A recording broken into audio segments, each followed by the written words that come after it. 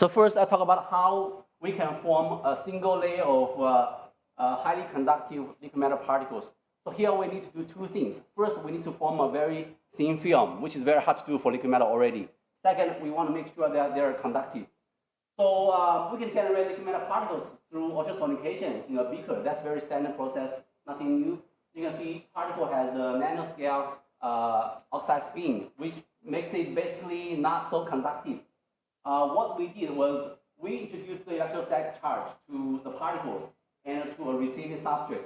So because of the strong electrostatic attraction, the particles will be attracted to the solid substrate and form a thin layer. Because this process is self-limiting, you can just basically form a single layer, and then you can repeat the process to get multiple layers. So what's interesting about this process is that after you take this substrate out from the solution, there's solvent evaporation. So that generates extremely large surface tension. That breaks the oxide spin, actually. So the particles are connected internally. We call this cold welding. So you can see very clearly the particles are connected internally. This is the side view. You can see about 2 layers of particles.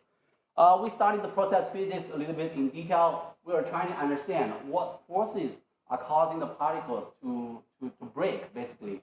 So in the solution, there's van der Waals force, there's electrostatic force, but compared to capillary force, they are much smaller. The capillary force is about a few hundred nanonewtons.